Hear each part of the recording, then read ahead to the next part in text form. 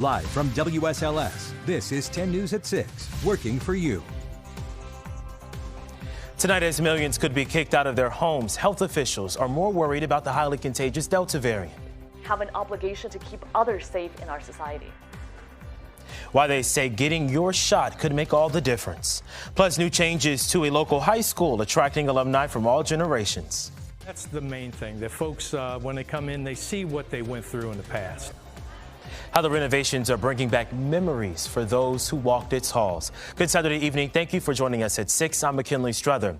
People with months of back rent are facing the end of the federal eviction moratorium today. You can see our countdown clock here, just seconds away from the 7-hour mark. The Biden administration wanted to extend it, but in June, the Supreme Court said they could not do that without congressional action. Well, landlords say things are tough without that rent relief. I'm going to work with her as long as I can, but still, I have bills to pay. You know, I even have a security system on the house that I pay for her security. And I have a light in the backyard, security light that I pay Dominion for. So I'm trying to help her as much as I can.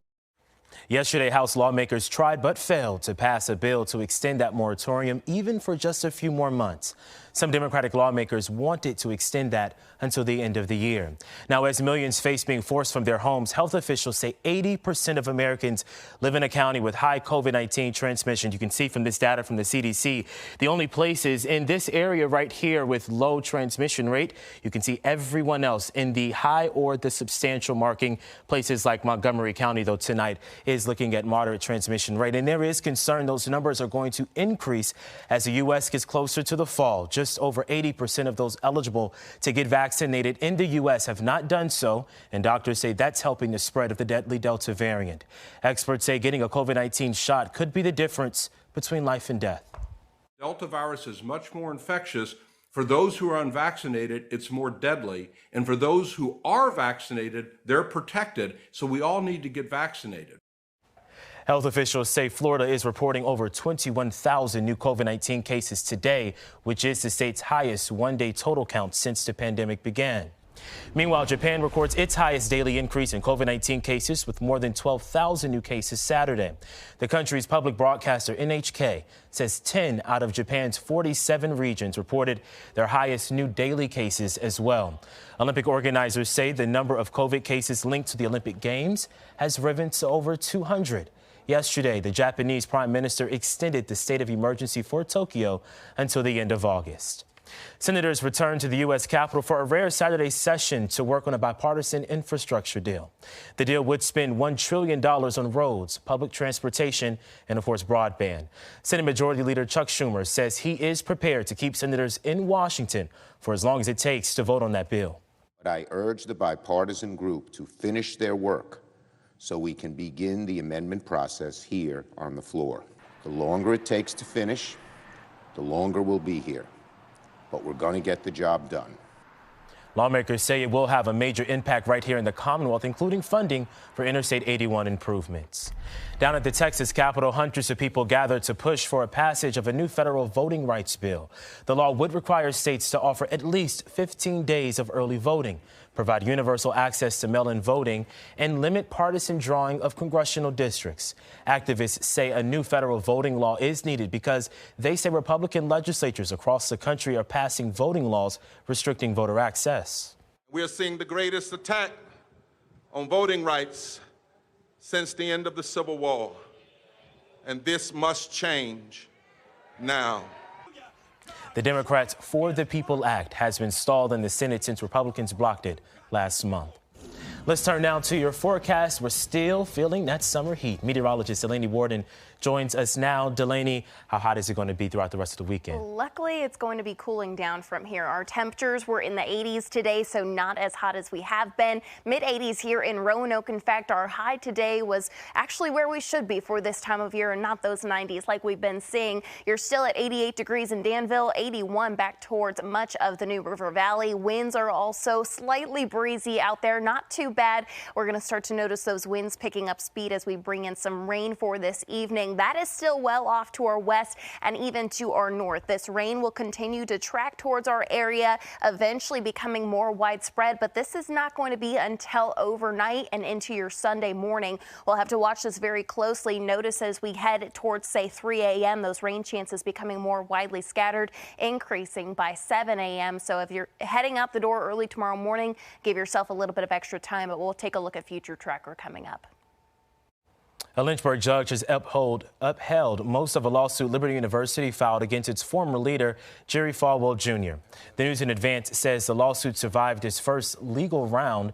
Challenges Friday as Falwell's attorneys argued motions seeking its dismissal. Falwell's departure from Liberty came after a younger business partner of the Falwell family said he had a years-long affair with Falwell's wife and that Falwell participated in some of the liaisons as a voyeur. Falwell denies that report. Coming from near and far, dozens of alumni traveled to Cave Springs High School to reminisce as they admire the recent renovations. 10 News reporter Alexis Davila finds out what nostalgic mementos still linger at the campus. The ribbon cutting for the $43 million renovations was put on hold last year because of the coronavirus pandemic. But now Cave Spring High School alumni take pictures in the remodeled school that once played a role in their lives. It really means a lot to me because my mother was a physical education teacher here and I was a gymnast. Mike Ray was a part of the first graduating class back in 1968 and remembers the sunken library. If we had a lot of rain, that library would just flood because the water would just run under the doors, come right in. But now the library is upgraded and safe with new seats in the auditorium and a modern gym. Former principal Steve Spangler says the old photos and trophies in the hallway adds a touch of nostalgia. But that's the main thing, that folks, when they come in, they see what they went through in the past. In the courtyard, a 21-year-old time capsule waited to be uncovered. Newspapers, photo albums, and even some classics like VHS tapes and floppy disks were found. But nothing beats the message Emily Duffin wrote as a teenager about the hopes of her future. Emily Waters. I see myself happily married with 2 children. I have 2 boys. I see myself as a nutritionist and loving my job and being able to set my own schedule. I see myself living in Virginia or somewhere nearby. We're military, so we move all around. In 2 weeks, the school will reopen for a class reunion tour for graduates of 69 to 71. In Cave Springs, Alexis Davila, 10 News, working for you. Just after the break, one event celebrates all your favorite fictional and local heroes, how it's designed to give back to future arts events, plus a mega opportunity to give animals a new home. How a local adoption event is vital and how organizers are preparing families for the new pets. WSLS 10 News, the proud winner of 2 2021 Emmy Awards for Best Daytime Newscast and Best Evening Newscast. Several families found their new best friend at Roanoke Valley's mega pet adoption event today. More than 100 animals wagged their tails and wiggled their noses at the Berglund Center. Kittens, dogs, and bunnies from Southwest agencies eagerly waited to find a new home. Angels of Assisi's executive director says shelters tend to be overrun with pets around this time of year.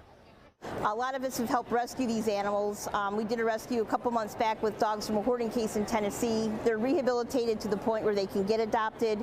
So many of them have gone home already. So it means a lot.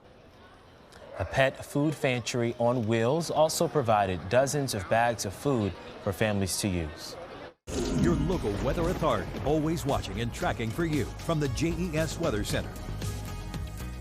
The haze was back with us once again today after getting pretty bad last night. We're not seeing that quite significant today. However, we will continue to see that haze sticking around even into tomorrow. The good news is heading into Monday, we're actually going to have a cold front that'll be moving through. That's going to help us out a little bit with pushing some of that smoke out of our area. Now, at the moment, radar mostly quiet for us. We're noticing some light rain off to our west that is tracking towards us. Overall, this rain, though, won't become become more widespread until we head into the overnight hours. So things for the next few hours, you may see an isolated shower or two, but it's not going to be anything too significant. Pushing off towards the east, notice by 11 p.m. That's really when Future Tracker has more of that rain moving into our area. Mostly light at this point.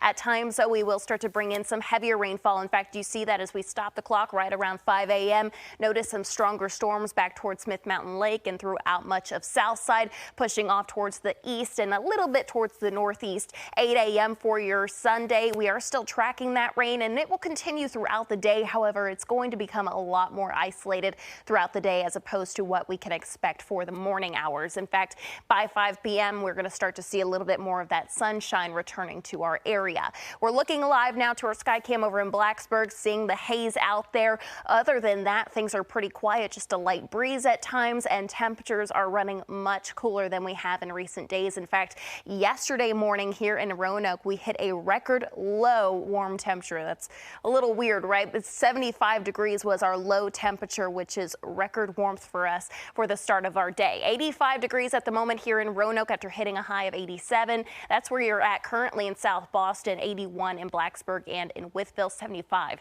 in Lewisburg. For tonight, we will be back down into the 60s. Not quite as cool as we were for this morning, but actually very seasonal for this time of year. Lower 70s back towards Southside. Hourly planner for tomorrow keeps us again on that cooler side. We will be staying in the 80s compared to what we've been dealing with over the past few days. Starting off in the 70s, we'll have a harder time warming up very quickly because of the rain around. Once we start to get rid of that rain and a little bit of that cloud cover, we'll be able to warm up a little bit faster. So in the afternoon, we're looking at highs once again, 70s mostly throughout the New River Valley, 80s for the rest of us.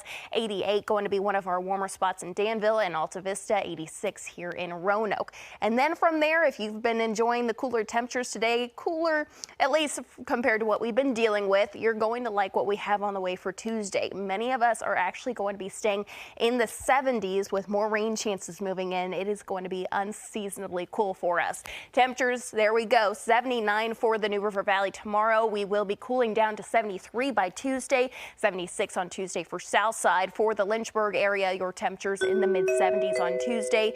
Tracking that chance for some widely scattered showers. However, because our temperatures are cooler, we won't be too concerned about a severe threat. That's going to be the similar situation here in Roanoke. Low 80s from there, mid-80s by Friday. McKinley?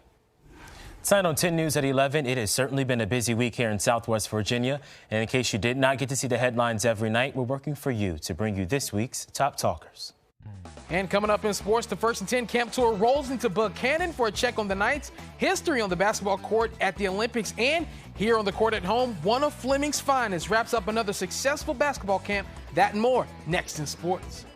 Ahead for us, the new COVID restrictions as cases rise across the country. Plus, here in Tokyo, what gold medal winner Katie Ledecky says about her future and how to protect yourself from vacation rental scams. Those stories and more on Nightly News. I'm really big on learning outside of the classroom, and I was talking to a couple of the schools, and PTA is not really strong. So I said, you know what, I'm going to raise some money so these kids can get outside the classroom. Well, I'm so glad we can come out here and get together for these kids and show them that we care about them for a better future. Ball for a Cause held its third annual Touchdown Madness event at William Fleming. The flag football tournament features 10 teams battling in a double elimination tournament throughout the weekend. While it's fun and games, the tournament supports 2 local elementary schools with field trip costs. While that was on the fields at Fleming, inside on the court were the future hoop stars of the Valley. The 4th annual Dream Big basketball camp put on by Roanoke's own Troy Daniels wrapped up today. Dozens of kids got the opportunity to improve their skills and drills over the past 3 days. In fact, during today's final session, teams from each age group competed for championships. During the award ceremony, Daniels himself not only handed out trophies, but he also gave out sportsmanship award winners. He gave them some game-worn Los Angeles Lakers jerseys. I just can't, fathom how it felt for those guys just to be able to see me. I've been wanting to do it for past 2 years, but obviously we haven't been able to do it. But just fortunate to be here, happy to be here, to be able to give back to the community again, and hopefully we can do something a lot bigger next year. So. As for Daniels, the NBA champion himself is gearing up to return to the court in the EuroLeague. He signed a deal to play for Olimpia Milano in Italy. The former Fleming and VCU star said he's excited and ready for the challenge. The First and 10 Camp Tour drops in on James River today. The Three Rivers District Club is hoping to improve on what was a disjointed spring season. The Knights are rebuilding after a 1-5 campaign in the spring, where there was plenty of young talent getting their feet wet at the varsity level in Buchanan. Coach Tim Jennings explains that the Knights are facing what a lot of smaller schools are this fall: decreased numbers, which calls for more creativity in player management and positioning. You always got to kind of play to your personnel, and so we'll be making some changes, some things that we're working right now. We may not even run in a single game situation just based on the personnel. We're trying some guys that's in different spots, you know, and then we're just thin across the board. Our depth chart's pretty small. So yeah, it's weird. I mean, guys are getting moved different positions all the time. Players out here turn into, college recruits trying to get our friends to come out and play. So it's been different. It's been a challenge, but I mean, over here at James River, I think we're up for it. The Knights open the 2021 fall season by hosting Buffalo Gap on August 27th. Get your medal count for today. China and USA tied with 46 overall. Of course, 16 goals for USA now. China still leading that category with 21. Your news and notes: Washington added 2 more players to the reserve COVID list today. Ravens signed linebacker Justin Houston to a 1-year deal, and Bobby Portis, fresh off that championship win with the Bucs, says he will decline his player option and he'll actually be a free agent. So. Moving on out of Milwaukee, trying to help another team out perhaps. Got that. Let's get a quick check of the forecast before we go. Yes, temperatures for this evening, not as hot as we have been, but still a warm one for us, and that rain will eventually start to move in. It will mostly be starting off as light rain, getting a little bit heavier overnight. Your 7-day forecast having our temperatures continuing to drop. In fact, Tuesday, if you are looking forward to fall, Tuesday is going to be your day. Mid-70s there. We're back to the low 80s Wednesday and Thursday.